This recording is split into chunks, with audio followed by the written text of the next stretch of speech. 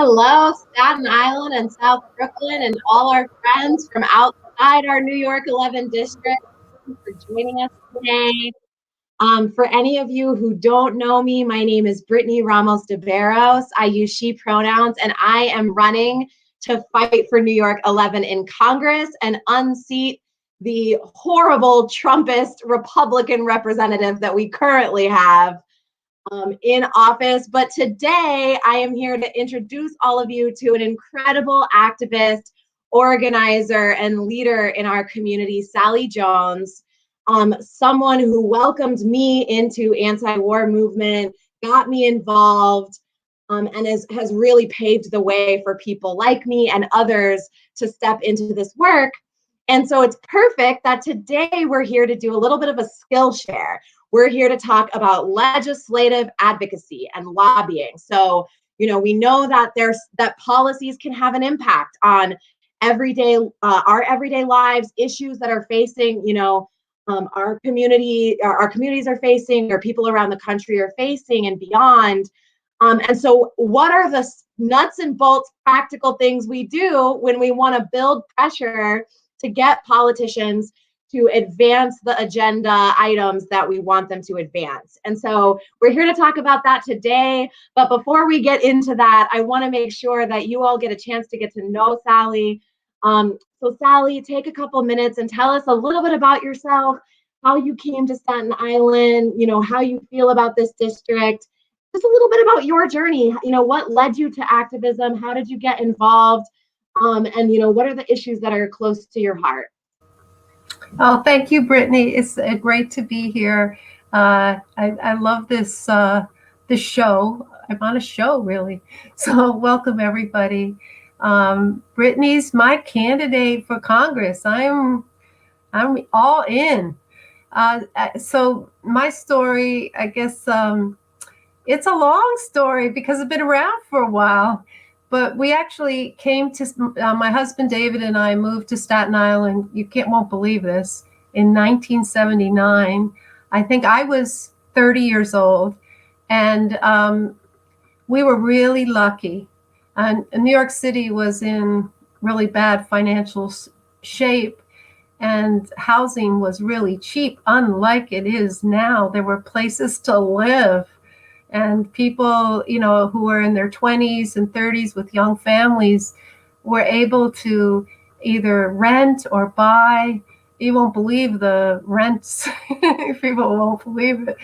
But we were able to buy a house, and we've lived in the same house since 1979, a few coats of paint later. And one of the first things, I guess we were always kind of active, not so much with organizations particularly, also some. I met David in Philadelphia, and we're active there. We moved to California. We were active there, different ways. But when we came here, one of the first things we did is we joined with some other families and started a food co-op. And that it was out of a little storefront, and we met. It was a real social thing. So, and that turned into a film society on the storefront, and we had fun. It was a lot of social interaction, and the kids grew up kind of hanging out together, and a lot of them talk about the St. George Food Co-op with real fond memories. But one thing led to another, and I worked in technology, as a programmer, and did other things like that. And so that kind of became very, it was kind of a stressful career in many ways. If anybody's done software projects, it's something like a campaign. It's a project, but I really do owe a lot to that, learning some skills. For a woman at that time, it was one of those things. All they cared about is, did it work? Didn't care what education you had, didn't care pretty much anything, but did the program work? And that was kind of a good, and talking about not one thing I did learn is to be kind of objective about problem solving, and that was very helpful, to step back and just look at the pros and cons. There's so many ways to solve a problem. That's another thing I learned. I think I got a lot out of over the years working on projects. Yeah. So Wow. then fast forward a little bit. We got very involved in 2000 with Debbie Rose's campaign. She ran for city council in 2001, lost by 171 votes or less. We thought she actually won because the Board of Elections, whenever you re-registered, they dropped your party registration. So a lot of people who thought they were Democrats went to the polls and found out that they weren't registered. So, we fought tooth and nail. We learned a lot from that campaign and took that forward to 2009, where she had 3 elections, lost the first one, a special election, and then won the primary and won the general. So that was quite an experience. But 2001 is when I got involved with really 2002 with Peace Action.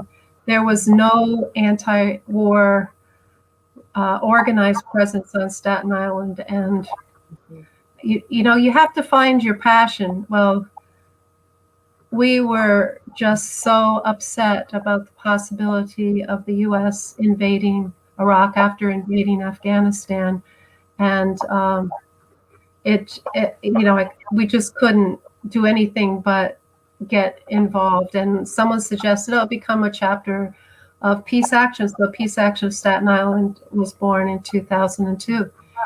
And that's where I ran into lobbying. I had never really done any lobbying before. The main lobbying in 2002 was standing on a piece of cement outside of Representative Vito Fosella's office many, many, many times in the cold, in the hot, whatever. We ended up getting arrested. Some of us got arrested in his office because he wouldn't talk to us. He wouldn't meet with us directly. So that was my lobbying experience. Wow. I learned a lot through Peace Action. We could talk about that a little bit more because that's one of the things National Peace Action does. They have a political director in Washington, D.C. who keeps up with all of the legislation that's related to war, Pentagon spending, nuclear weapons, and foreign policy. And, so it's, I think the one thing I really have to say, it all starts with your passion. Where is your passion? And you follow that, and it leads you into who knows where, but it has led to, in my case, to doing some lobbying. Not that I'm an expert, but I've heard from the experts, and I hope some of it rubs off. Yeah. Well, I think that all of us have different pieces of expertise, and I think you have a lot of experience that's really valuable on this. But let's back it up. Okay, so what do we even mean when we say lobbying, right? Like, what are we talking about? Why? So I'm a person who really believes in being rigorous about the tactics that we're using to accomplish our goals, right? And I believe that sometimes we get into this weird dynamic and movement where we're arguing about tactics, right? And it can be productive. I believe that struggle, like principled struggle, can be really productive and make us all better.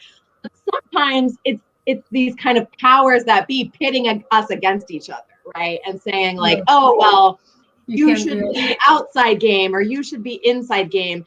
And so I'll just say for context for everybody that I am a strong believer that we have to use all the tools in our toolbox because we are up against big systems and forces, right, that don't want us to accomplish some of our goals to really care for our community because they want to maintain their wealth and their power or whatever it is, right? And so lobbying is one tool in our toolbox. And what is it? Like, what do we mean when we say that?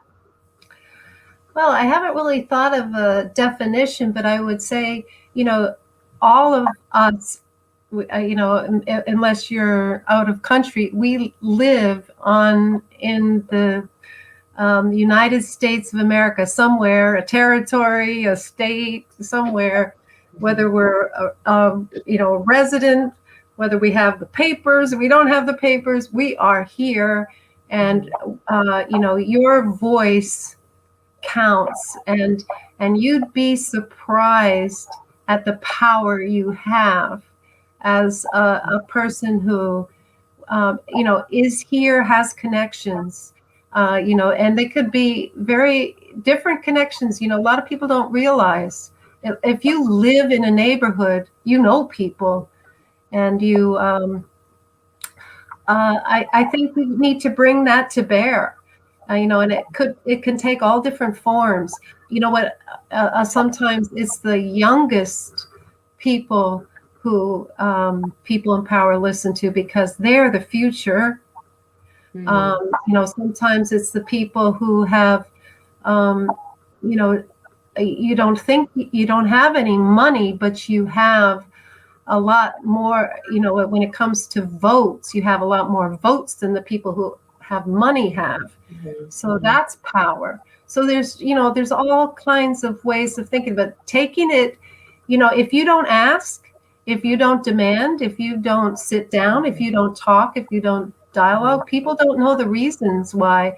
And I guess I feel like most of the things that I want, that probably a lot of people who are here listening want, are just logical. They make sense. They're not crazy. They're just like what we should be asking for. I mean, fair housing, workers' rights, clean air, clean food, like this is all just, no war. We don't want nuclear weapons. Are we crazy that we designed something that would destroy a human life and plant life? What's the matter with us? Let's, they seem to me so logical. So if you don't get that out here, you got to do it. Right. Absolutely. So, okay. So usually the lobbying we're talking about is because we're trying to get a policy passed, right? So, what are, like, for folks who don't know yet a lot about how that process works, like, how does the legislative cycle generally work? Like, let's kind of focus at the federal level, and then if you want, we can also talk about the state and local level if that's helpful. Yeah. Well, Congress is elected every 2 years, so if you look at this last year, the people in Congress were elected in 2000. They came in, they took the oath January 2021. So they have 2 years, and so bills get introduced. They can be bills or resolutions get introduced, on the Senate side and the House side, and they go to committee. They have hearings. Then they, if they can get voted out of committee to be voted on the floor.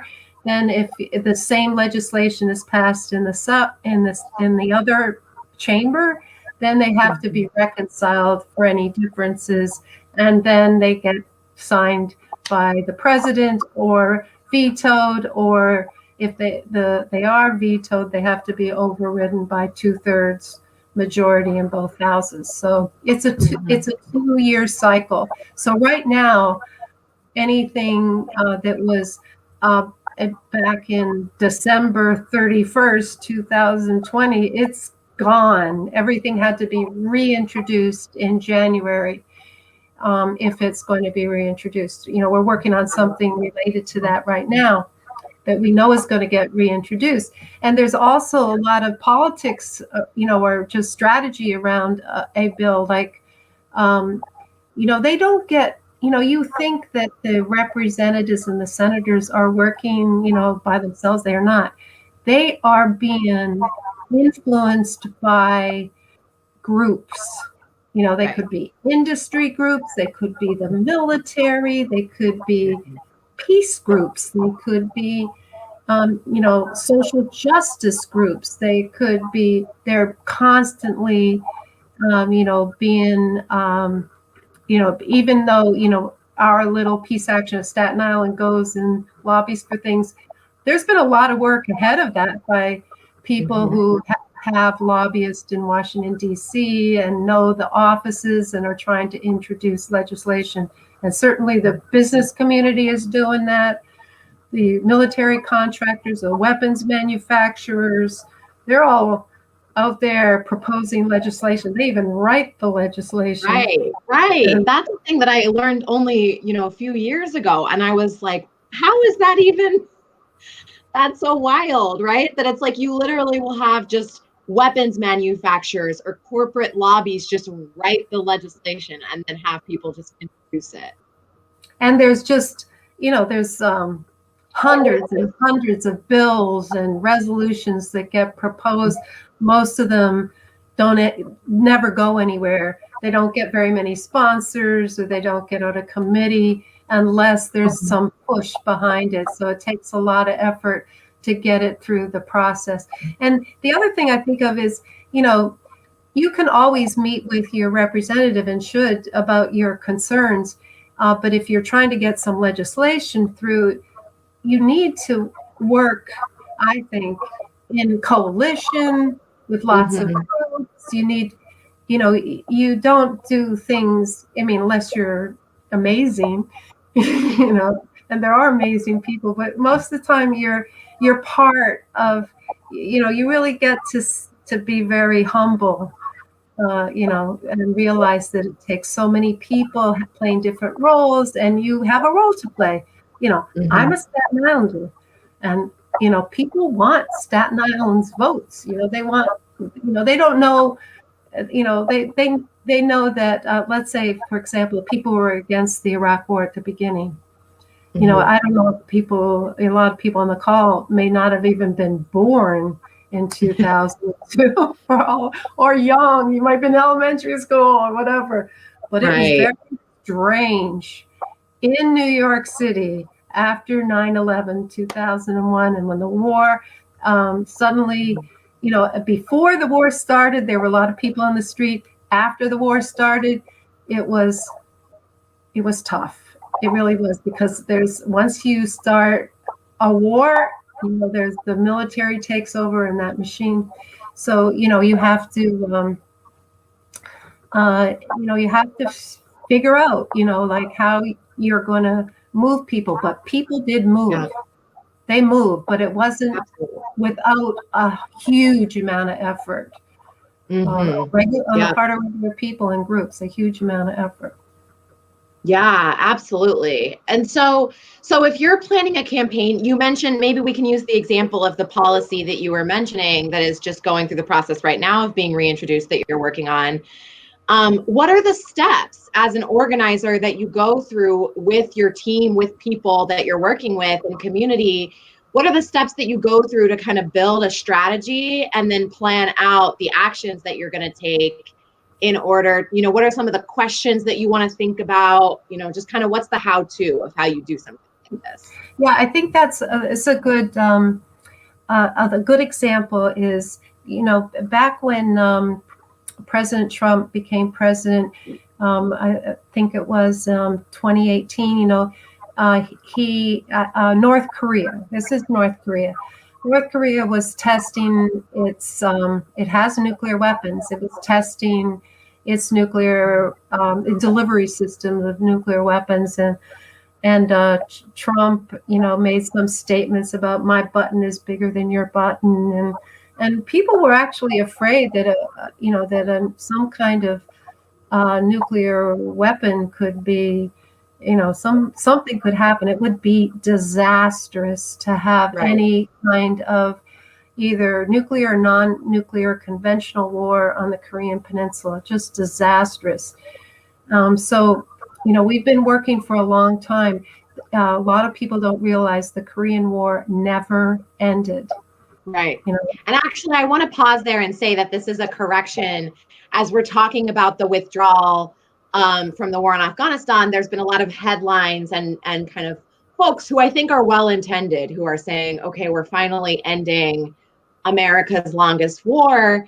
And I've been trying to find compassionate ways to point out, right, that it's important that we acknowledge that that's not the case, that the U.S. war on the Korean Peninsula is actually, like you said, never ended. And that's why we still have a DMZ. We have, a base there that is considered, a forward deployment for our military when they are deployed there. Yeah.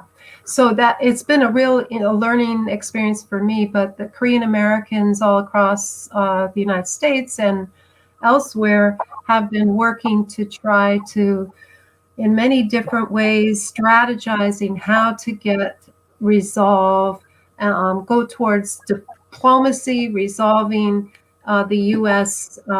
Really still being at war with North Korea.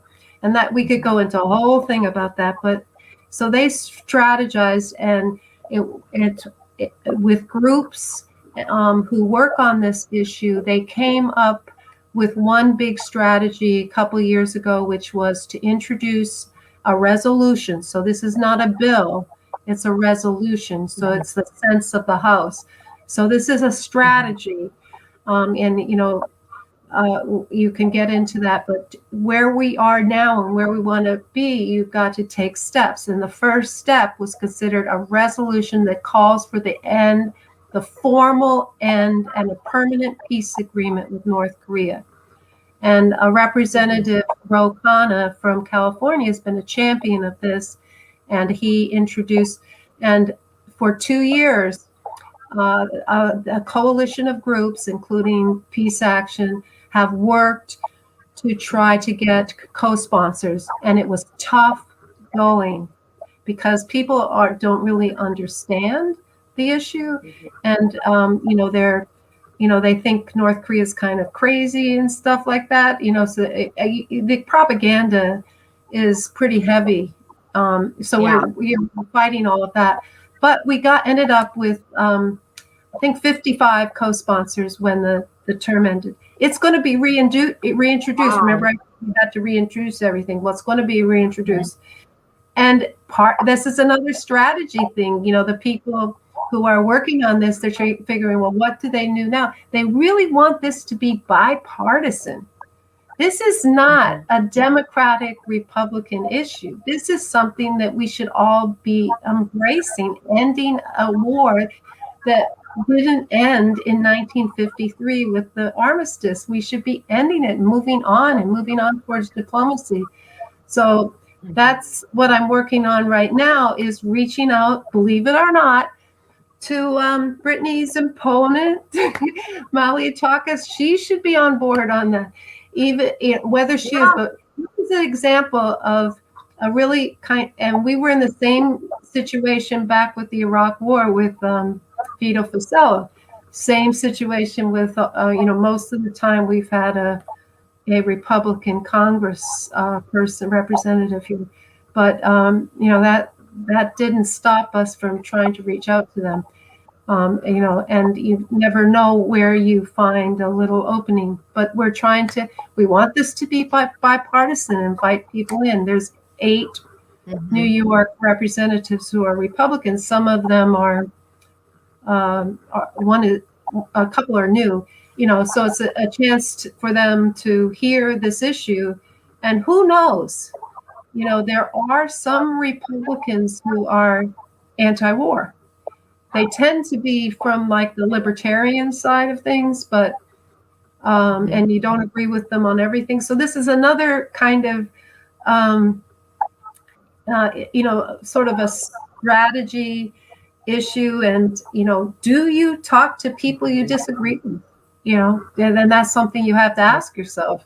Do you? And it might not be your thing to do that. I understand that. I think if you live on Staten Island, you probably do talk to people you disagree with if you go anywhere outside your house. So we have a little more practice maybe here on Staten Island than some people do, but I think it's important to reach out. So we're going. Yeah, I agree. Yeah, Go ahead. Go ahead. Yeah, we're setting up meetings. We're going to sit down. We're going to, and one of the things that when you do lobby, especially when it's something that impacts people, is the stories of people. We may not be doing this so much in these particular meetings, but the stories of people who are impacted by the issue, if it's housing or if it's, um, the wetlands, the people who live around the wetlands, or the the people who have been to war and know what that's about. Bring those stories, bring the people. There's a lot of strategy around how you bring people into the meeting, how you arrange the meeting and prep for it, and prepare for your meeting. And um, people are moved by stories and are moved. We've had some success with Yemen, for example, over the Yeah. yeah. But we Yeah. before yeah. Go ahead, Brittany. Sorry. Oh, sorry. I got excited because that is probably the first actual legislative lobbying I ever got involved with. And I think it's a good example to highlight the steps that you were just walking through. And so I just want to foot stomp kind of some of the concrete steps for how this can look. And for me, one of the things is, you mentioned, Sally, a coalition of people organizing around it, often before the legislation is ever introduced, right? And I think that that's one thing for us to think about is how do we as organizers get ahead of things so that we're not always scrambling to pull together infrastructure. Sometimes that's just how the cookie crumbles, I guess. But wherever we can, looking for opportunities of like what's coming down the pike, right? And how can we be building the movement infrastructure and connective tissue that we're going to need in advance, right, to then mobilize in the moment. And so for that, for the Yemen War Powers Resolution in 2018, it was introduced in 2018, I think February, and I was part of a few anti-war groups. And we were a coalition. I believe Peace Action was a part of it, right? You're mentioning. And it was actually Senator Sanders that came to the grassroots coalition in advance and said, hey, we're going to introduce this legislation in a couple weeks.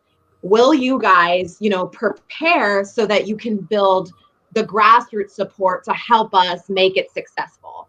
Right. And so that is, I think, such a beautiful example of how that inside outside co-governance relationship can work when we're not having to lobby people, right? But we actually have people in office who are aligned with advancing the agenda that we care about, right? And so that happened in that case. And we did. So we had meetings, like you said, right? We got together, we strategized what's the best approach. And I want to mention something that I learned in that, which is what people call a punch list. So we put on the wall all the names of all the members of Congress and kind of listed where we thought that they were. Either we know that they're against it, we know that they're for it, or we don't know, or they're a little against it, but we think that they're movable, right? And you use that to kind of prioritize, okay, these are the people we think are movable and why, right? Kind of the logic. So that's another thing I want to highlight that I heard in the story you were already talking about is when we're working with people who maybe aren't aligned with us, right? And we're having to figure out how can I reach them and convince them. One of the questions I think for folks to ask is, what does that person care about, right? If we're not coming from the same worldview or the same set of values or vision, what is the common ground, or what is something that maybe we could leverage to understand, okay, this person doesn't actually really care about shrinking the size of our military footprint, but they do care about spending on XYZ, right? Or they do care about this other thing, and they're not going to want to look bad on this other thing, right? And so how can we connect that to work with them and say, hey, and frame it in a way that speaks to what they already care about? And so, yeah, in that example, the coalition then, we did petitions, and we decided we wanted to do an actual petition delivery, right? So we set up meetings with congressional offices, like you were mentioning, and we had a step in between where we did grassroots petitioning of all of our bases and put it out there on the internet, right? And then we didn't want to print out all the paper, so we put them on thumb drives. We downloaded all the signatures onto documents, and we put them on thumb drives in boxes, so it still had the kind of effect of, you have this many boxes of petitions, but we, you know, to be green, put them on thumb drives. And we went and we delivered to Schumer's office, to Menendez's office. For About Face, people went to Ted Cruz's office in Texas because he was a target at the time. And so that's just kind of another example of those steps. And then we said that, you know, tens of thousands of people want this, right? Like, where are you at on this? Will you commit to supporting this? Yeah. So anything you would want to add? Yeah, you keep building on that. There's a group called Action Corps that we partnered with, you know, in New York City. And they had this idea, I don't know, it came out with maybe a joint meeting angle, you know, that there's certain people you want to target, like Representative Elliot Engel from the Bronx and Westchester was the head of the Foreign Affairs Committee in the House. Now, New York has a lot of really important representatives, and knowing where they are is really good to know. But anyway, so they had this idea of going to his office at 8 o'clock in the morning as his staff was going to work with signs and all that. So that's lobbying, right? And we do that all the time. We're outside of the offices with signs. So, you know, we're inside, we're outside, depending on what strategy works. But they caught the people going to work, and they changed Elliot Engel. Elliot Engel became a big, he never would talk about anything to do with Iraq, Afghanistan, whatever. He became a big supporter of the legislation you're talking about. Wow, that's an amazing win. He came. I was in a meeting. Well, no, it was sort of like a fundraiser for Action Corps, and he came and he spoke, and he, you know, he's like right there. He lost the election too. So he's no, you know, now we have Jamal Bowman, who's better on these issues. You know, Yeah, wow. That's a really inspiring story. And it is also just, I can't help myself while we're on the topic. It's why, you know, I got involved in veteran organizing, because I think that so often veterans are spoken for, or we even on our, you know, on our own internalized, or we feel like our voice doesn't matter, right? Or we're very tokenized. And that's why I think it's so important for military connected people and veterans to lift our voices and speak for ourselves and to speak truth, right? It's why you'll see me be very reactive to veterans who are not willing to tell the truth about the wars. After now it's politically it's easy because the wars are unpopular, right? They're unpopular with the military, they're unpopular with the public. That hasn't always been true. So especially now, there's no excuse to be kind of glorifying these, you know, I think that there's real power in so many people, right? And we want to be featuring refugees and immigrants and all different kinds of people. Your voices have power, because there are a lot of, you know, narratives and ideas that just haven't been challenged in people's minds. And I think that your story illustrates that, right? The power, the kind of transformative power that people can have when they, you know, when they believe in their own power and kind of step into it. Yemen is a wonderful example of that, because New York City and Staten Island have many Yemenis living here, Yemeni Americans, whose families are back in Yemen suffering just unbelievable, you know, lack of services and food and medical care, and dealing still with the Saudis, you know, attacking their homes. So, you know, this is an example where this is, you know, when you're strategizing and you first work in coalitions, and the people who are most affected need to guide the whole process through, because their voices, just like the people who are in the military, their voices, if you center their voices, it will help, you know, and you want to support them. But you have to listen to what they're saying and follow. Be follow. It's good to be a follower sometimes. Like everybody wants to be a Yeah. leader. It's okay Yeah. to be a follower or an ally Yeah. or whatever you want to call it. Absolutely. Yeah. And we're more powerful together when we create that kind of space for each other, I think. Okay, well, we have just a couple more minutes and we'll go ahead and wrap up. What are the last kind of tips and tricks that you want to leave people with after, you have years of experience at this? So what are some of the things that lessons learned, right? Things that don't work or things that do? Um, and then I also know that you will leave folks with a call to action, if they're interested in learning more and they can get involved.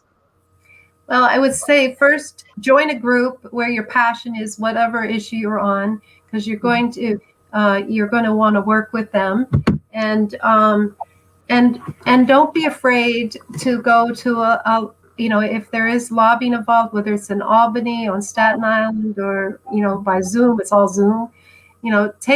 Try to have get an experience of what it's like. Try to do one with other people who've done it before. And I think that's number one. I would say you don't have to be the person who knows everything, but there are lots of cheat sheets about. I have one here.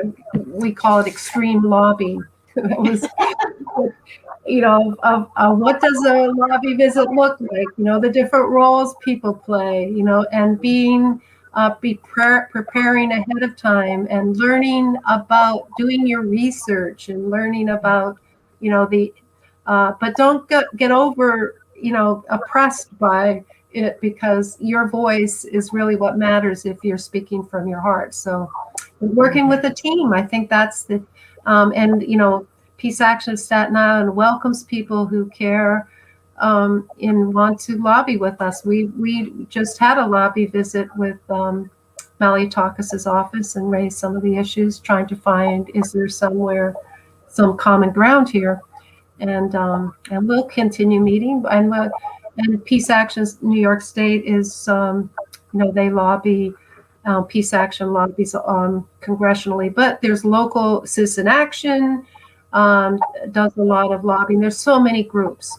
You pick your passion and find the group and try it out.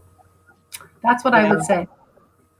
Okay, yeah, that's great. The thing I would add to that is a term I also learned through that process where people guided me is power analysis, right? Understand who is pulling. When you're kind of laying out your strategy, one of the things to think about is who has power in the situation to swing the vote or swing the decision, and using that to think through how we can most use our sometimes limited resources, right? Whether those resources are time or just capacity, energy, right? All of these things. How can we maximize our impact by looking at who has power in the situation and who is movable? Yeah. Okay, so last thing, where can people go?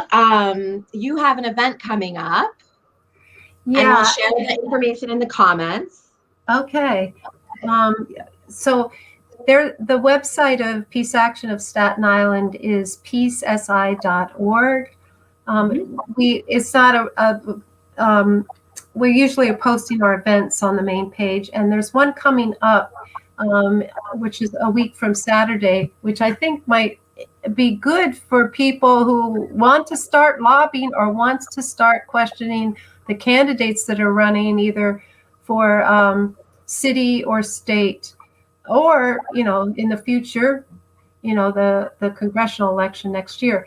It's called Organizing for Equity for North Shore Staten Island Families and Children. There was a really amazing study done that the author of the study will be there, and other people who work on this issue. So are you able to post that? Or yes, we're going to post the Zoom link for people to be able to register and attend. So make sure to check that out. Again, everyone, that's Saturday, May 8th from 2 to 4 p.m. And the link is right there in the comments. So check it out. Will it be recorded if folks can't Yeah, attend we'll be at that recording. time? Yeah. Okay. So even if you can't join at that time, sign up and you'll be able to get the recording. I'm really excited to learn about this study myself. Yeah. So I'll be definitely signing up to at least get the recording myself. And yeah, any last words? I also would point you to another website, PANYS.org. That's Peace Action New York State, where you'll see the issues that we're working on with around Iran, around the military budget, and around Korea, and that gets changed quite often around the issues and things that we're doing, and you can sign up for alerts. Yeah. Okay. Awesome. We'll drop that. Yep. I see that got dropped in the comments as well. So check those out, y'all. Get plugged in, build connections across the organizing that's happening. That's so critical. And Sally, thank you so much for coming on. It was such a pleasure. I'm grateful that you're willing to share your experience with us. Yeah, it was great. Yeah, I have to find out who you're going to have on next. Yeah, well, we do too. I know we're always like, all right, what's the next thing? But so everyone, we do this every week. You can see the old episodes on our social media, either on our YouTube or Facebook, or it's probably harder to scroll back through the tweets, but they're technically there too. But check them out. And of course, I would be remiss if I didn't mention that we are building a grassroots, people-powered campaign here in Staten Island and South Brooklyn, unlike what has been seen before. And, if you've seen the media coverage, you've seen all of these people saying, what? Like, how can a progressive do this? But I think we're highlighting so many of the amazing organizers here in our district who have been laying the groundwork to make what we're doing possible.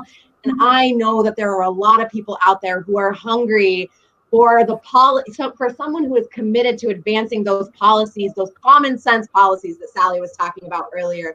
The idea that everyone should have quality, safe housing, that everyone should have access to quality schools that are well funded and resourced, right? That we should have healthy environments, protect our wetlands, that no one should be dying because they can't afford healthcare, and all of these basic things. And I'm excited to fight for those things. I know that we can win. We're going to need your help to do it. So check out our website, consider a small contribution. A recurring contributions to help us grow that grassroots funding base and prove that we have the people power here to really be a part of what is a national movement towards a care-centered governance and care-centered economy and a beautiful vision for our communities to be thriving. And I'll leave you with that, everyone. Thank you so much. Enjoy the rest of your day, and if you have questions, feel free to share them. Bye-bye.